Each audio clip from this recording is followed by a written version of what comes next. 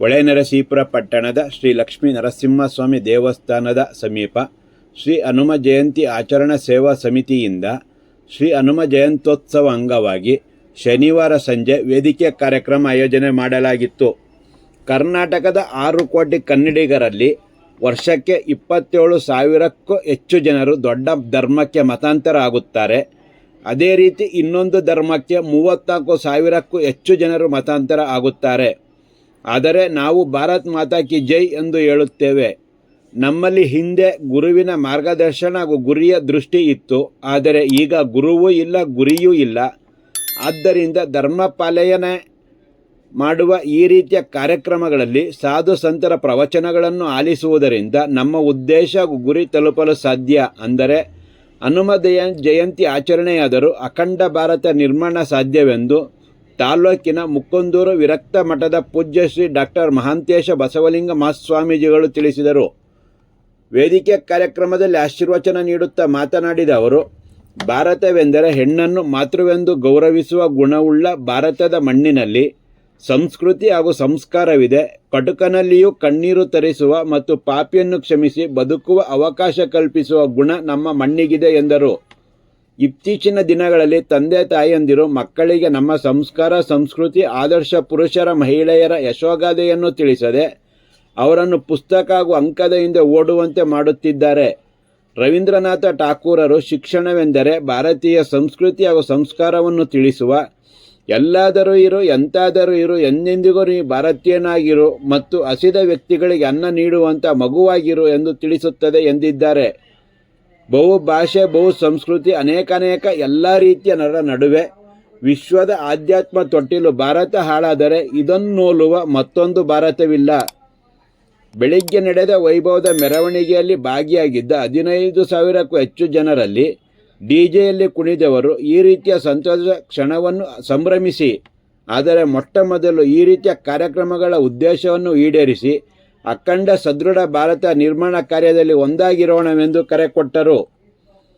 ವಿಶ್ವ ಹಿಂದೂ ಪರಿಷತ್ ವಿಭಾಗ ಕಾರ್ಯದರ್ಶಿ ಹಾಸನದ ಛತ್ರಪತಿ ಮಹಿಪಾಲ ಮಾತನಾಡಿ, ಒಬ್ಬ ಹಿಂದೂ ಪ್ರಚೋದನಕಾರಿಯಾಗಿ ಮಾತನಾಡಿದರೆ ಅಥವಾ ಕೇಳಿಸಿಕೊಂಡ್ರೆ ಆತ ಉಗ್ರಗಾಮಿಯಾಗಲ್ಲ ಅಥವಾ ಮನೆ ದೋಚುವ ಕಳ್ಳನಾಗಲ್ಲ. ಒಬ್ಬ ಹಿಂದೂ ಪ್ರಚೋದನೆಗೆ ಒಳಗಾದರೆ ಸಂತರಾಗ್ತೀವಿ, ಶ್ರೀ ಸಿದ್ಧಗಂಗಾ ಶ್ರೀಯಂತೆ ಆಗ್ತೀವಿ, ಬಾಲಗಂಗಾಧರನಾಥ ಸ್ವಾಮೀಜಿಯಂತೆ ಆಗ್ತೀವಿ. ಅದಕ್ಕೆ ಕಾರಣ ಪ್ರತಿ ಮನೆಯಲ್ಲಿ ತಾಯಿ ನೀಡುವ ಧರ್ಮ ಶಿಕ್ಷಣವಾಗಿದೆ. ತಾಯಿಯು ಮರ್ಯಾದೆ ಪುರುಷೋತ್ತಮ ಶ್ರೀರಾಮ, ಭಕ್ತ ಹನುಮಂತ ಹಾಗೂ ಶ್ರೀಕೃಷ್ಣನ ಕಥೆ ಹೇಳುತ್ತಾರೆ. ಆದ್ದರಿಂದ ಒಬ್ಬ ಹಿಂದೂ ಪ್ರಚೋದನೆಗೆ ಒಳಗಾದರೆ ಸೈನಿಕ ಆಗ್ತಾನೆ, ರಾಷ್ಟ್ರಭಕ್ತನಾಗುತ್ತಾನೆ ಹೊರತು ರಾಷ್ಟ್ರ ವಿರೋಧಿಯಾಗುವುದಿಲ್ಲ. ಯಾವುದೇ ಜಾತಿ, ಯಾವುದೇ ರಾಜಕೀಯ ಪಕ್ಷದಲ್ಲಿದ್ದರೂ ಮೊದಲು ಹಿಂದೂ ಆಗಿರಬೇಕು.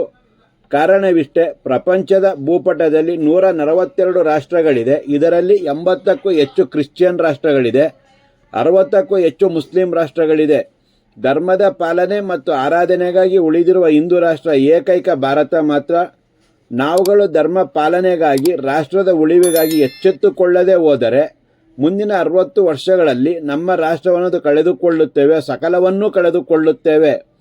ಆದ್ದರಿಂದ ತಿಂಗಳಲ್ಲಿ ಒಂದು ದಿನ ನಾವು ನಮ್ಮ ರಾಷ್ಟ್ರ, ಧರ್ಮ ಹಾಗೂ ಧರ್ಮದ ಪರವಾಗಿ ಧ್ವನಿ ಎತ್ತುವ ಕೆಲಸ ಮಾಡೋಣವೆಂದು ಕರೆ ಕೊಟ್ಟರು. ಬಜರಂಗ ದಳ ಮಂಗಳೂರು ವಿಭಾಗದ ಸಂಯೋಜಕ ಪುನೀತ್ ಅತ್ತಾವರ್ ಅವರು ಅಯೋಧ್ಯೆ ಶ್ರೀ ರಾಮಮಂದಿರ ನಿರ್ಮಾಣ ಸಂದರ್ಭದ ಹಲವಾರು ಸನ್ನಿವೇಶಗಳನ್ನು ವಿವರಿಸಿ, ಗೋಹತ್ಯೆ ನಿಷೇಧವಿದ್ದರೂ ನಿರಂತರವಾಗಿ ನಡೆಯುತ್ತಿರುವ ಗೋಹತ್ಯೆ ಹಾಗೂ ಲವ್ ಜಿಹಾದಿ ಮತ್ತು ಇತರೆ ಹಲವಾರು ವಿಷಯಗಳ ಕುರಿತು ಮಾತನಾಡಿ, ದೇಶದ ಮೇಲೆ ನಿರಂತರ ದಾಳಿ, ಒಡೆದಾಡುವ ತಂತ್ರಗಾರಿಕೆಯಿಂದ ದೇಶದ ನಾಶದ ಬಗ್ಗೆ ತಿಳಿಸಿ, ಶ್ರೀ ಕೃಷ್ಣದೇವರಾಯರು, ಪೃಥ್ವಿರಾಜ್ ಚೌಹಾಣ್, ಮಹಾರಾಜ್ ರಾಣಾ ಪ್ರತಾಪ ಸಿಂಹ ಇವರ ಬಗ್ಗೆ ನಮ್ಮ ಪಾಠಗಳಲ್ಲಿ ತಿಳಿಸಲೇ ಇಲ್ಲವೆಂದು ಬೇಸರ ವ್ಯಕ್ತಪಡಿಸಿದರು. ಗೋಮಾತೆ ರಕ್ಷಣೆಗಾಗಿ ನಾವುಗಳು ವಿರಮಿಸದೆ ನಾವುಗಳು ಸಮಾಜ, ದೇಶ ಹಾಗೂ ಹಿಂದೂ ಧರ್ಮ ರಕ್ಷಣೆಗೆ ಜಾಗೃತರಾಗೋಣವೆಂದು ಕರೆ ಕೊಟ್ಟರು. ಬೆಲಗೂರು ವೀರ ಪ್ರತಾಪ ಆಂಜನೇಯ ಸ್ವಾಮಿ ದೇವಾಲಯದ ಪೂಜ್ಯ ಶ್ರೀ ವಿಜಯ ಮಾರುತಿ ಶರ್ಮಾ ಸ್ವಾಮೀಜಿಗಳು ಹಾಗೂ ಅರಕಲಗೂಡು ದೊಡ್ಡ ಮಠದ ಪೂಜ್ಯ ಶ್ರೀ ಮಲ್ಲಿಕಾರ್ಜುನ ಮಹಾಸ್ವಾಮಿಗಳು ಆಶೀರ್ವಚನ ನೀಡಿದರು.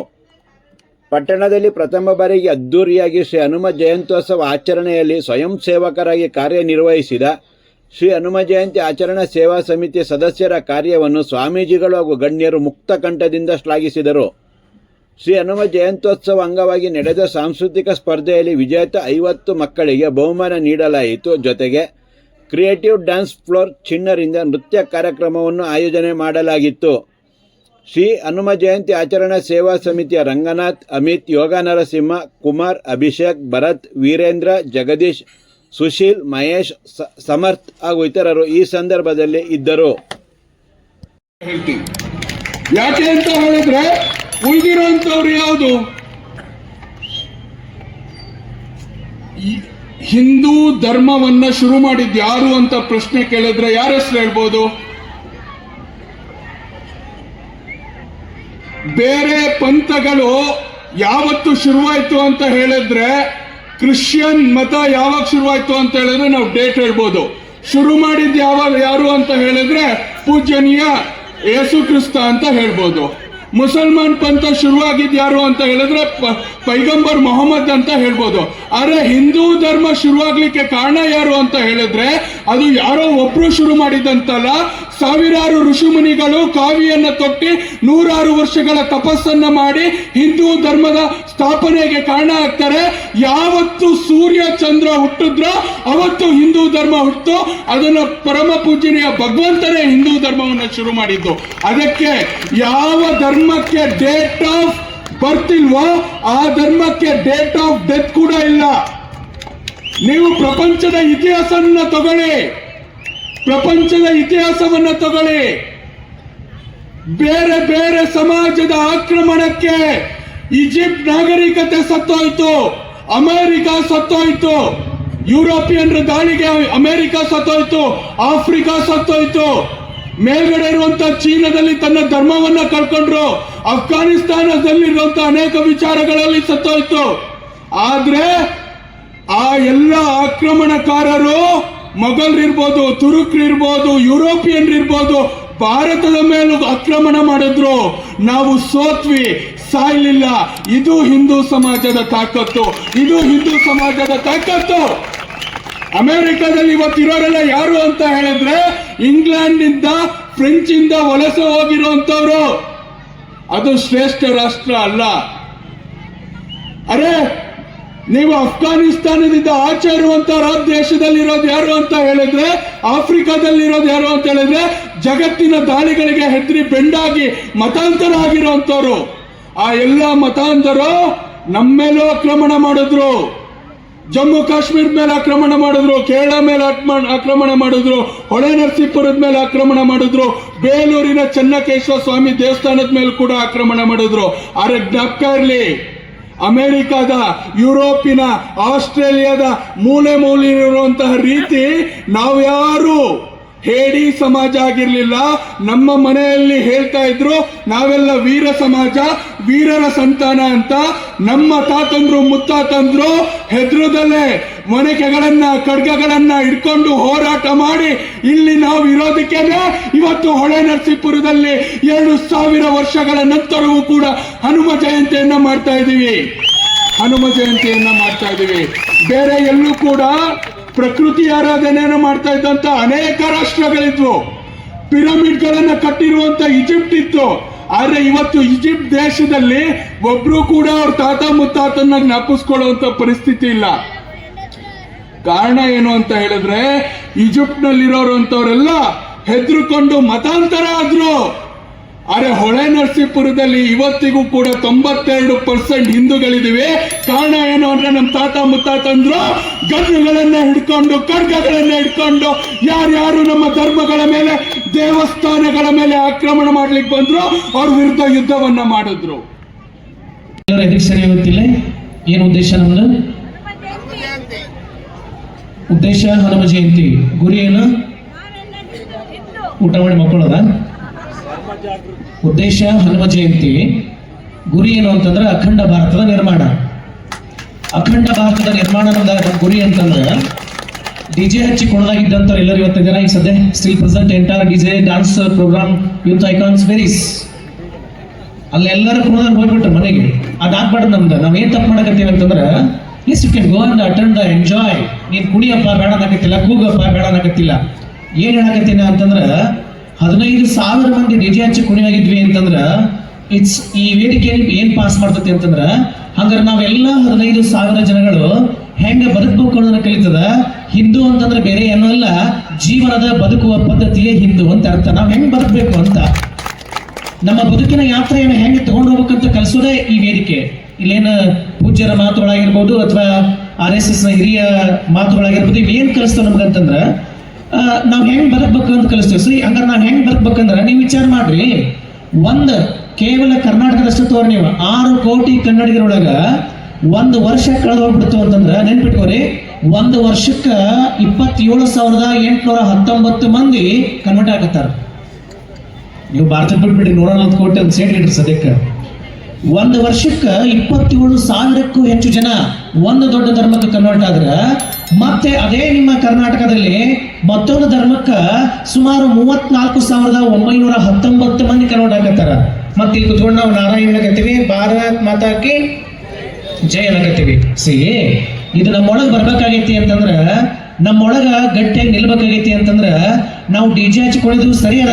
ಅದ್ರ ಜೊತೆಗೆ ನಾವು ಏನ್ ಮಾಡ್ಬೇಕು ಯುವಕರು ಅಂತಂದ್ರ, ಮೊಟ್ಟ ಮೊದಲ ಎಲ್ಲ ಪೂಜ್ಯರ ಆಶೀರ್ವಚನ ಹಾಗೂ ಈ ಕಾರ್ಯಕ್ರಮದ ಹಿಂದಿರ್ತಕ್ಕಂಥ ಉದ್ದೇಶ ಇತ್ತಲ್ಲ, ಆ ಉದ್ದೇಶ ಮತ್ತು ಗುರಿ ಮುಟ್ಟಬೇಕಾಗೈತಿ ಅಂತಂದ್ರ ನೆನ್ಪಿಟ್ಕೋರಿ. ಒಬ್ಬ ಮಹಾನ್ ಮೇಧಾವಿ ಹೇಳ್ತಾನ, ಅಂದೊಂದಿತ್ತು ಕಾಲ ಆ ಗುರುಕುಲದ ಮೇಳ, ಅಂದೊಂದಿತ್ತು ಕಾಲ ಆ ಗುರುಕುಲದ ಮೇಳ, ಅಲ್ಲೇ ಹಿಂದೆ ಗುರು ಇದ್ದ ಮುಂದೆ ಗುರಿ ಇತ್ತು, ಅಲ್ಲೇ ಹಿಂದೆ ಗುರು ಇದ್ದ ಮುಂದೆ ಗುರಿ ಇತ್ತು, ಅಂದು ಸಾಗುತ್ತಿತ್ತು ರಣಧೀರರ ಹಿಂಡು, ಅಂದು ಸಾಗುತ್ತಿತ್ತು ರಣಧೀರರ ಹಿಂಡು, ಇಂದೊಂದಿದೆ ಕಾಲ ಈ ಕಲಿಗಾಲದ ಮೇಳ, ಇಲ್ಲಿ ಹಿಂದೆ ಗುರು ಇಲ್ಲ ಮುಂದೆ ಗುರಿ ಇಲ್ಲ, ಸಾಗುತ್ತಿದೆ ರಣಹೇಡಿಗಳ ಹಿಂಡು ಅಂತಾರ.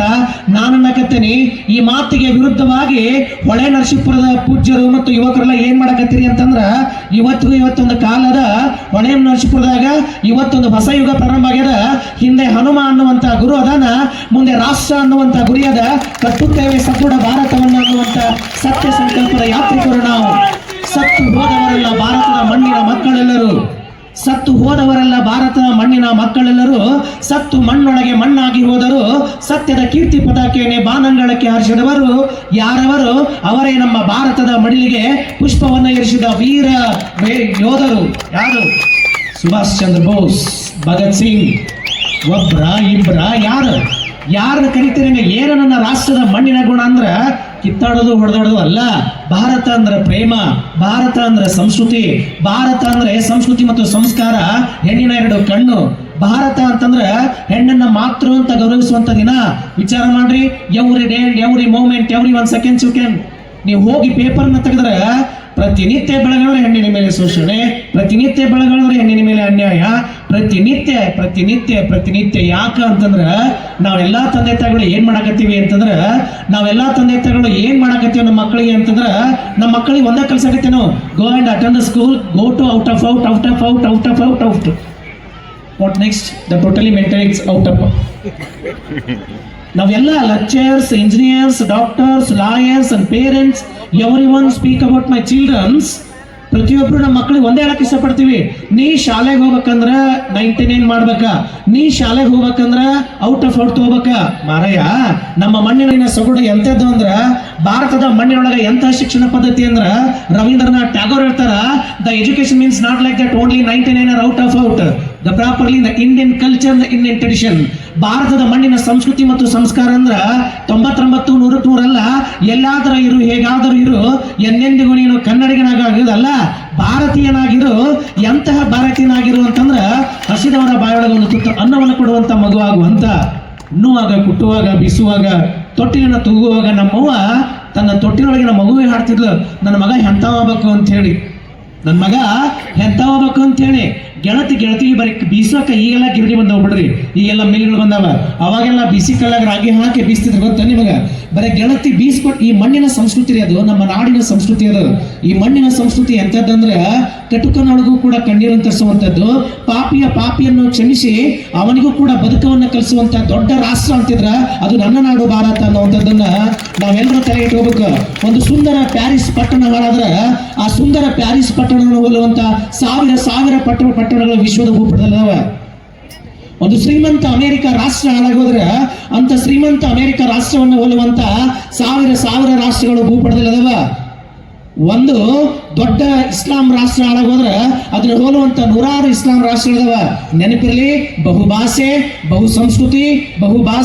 ಬಹು ಸಂಸ್ಕೃತಿ ಅನೇಕ ಅನೇಕ ಅನೇಕ ಅನೇಕ ಅನೇಕ ಎಲ್ಲ ರೀತಿಗಳ ನಡುವೆ ಅನೇಕತೆಯನ್ನು ಸಾರುವಂತ ವಿಶ್ವದ ಅಧ್ಯಾತ್ಮದ ತೊಟ್ಟಿಲು ಭಾರತ ಹಾಳಾದ್ರೆ ಮತ್ತೊಂದು ಭಾರತ ಇಲ್ಲ.